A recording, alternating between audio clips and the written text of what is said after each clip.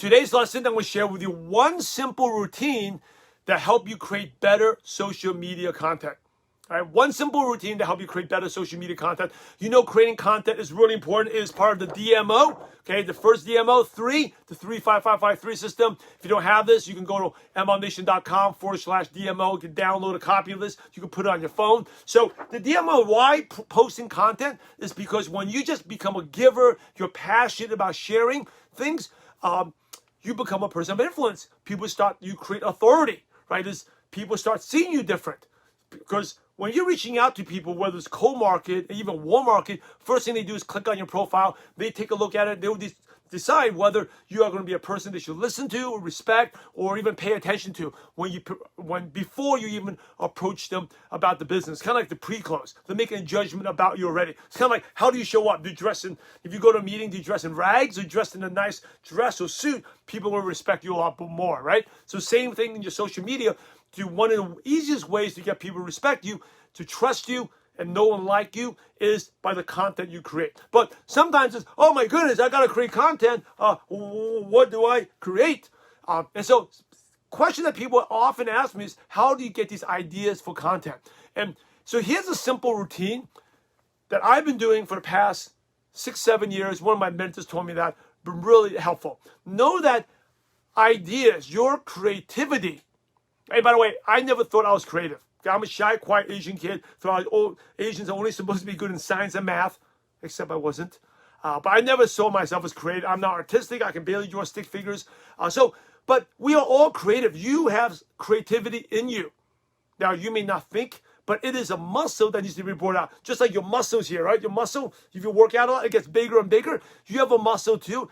Creativity muscle up here. The more you use it, you work it out, you get better. You're going to have better content for your social media. So how do you work out this creativity muscle? It's very simple. Every day, find a specific time, sit down and list out 10 ideas. 10 ideas to grow your business. Now, these doesn't need to be good ideas. It could be bad ideas. Actually, for some of the most creative people, they have tons of bad ideas. And I've had tons of bad ideas. But the more you write down the ideas, the more creative you'll be. And by the way, the only rule is you cannot repeat something that you said before. So if you came up with an idea yesterday that I'm going to go into this Facebook group and do a live in there, you can't say the same idea. Now, you can say an idea, okay, I'm going to go to a different Facebook group and do the same topic there. Yeah, that's an idea.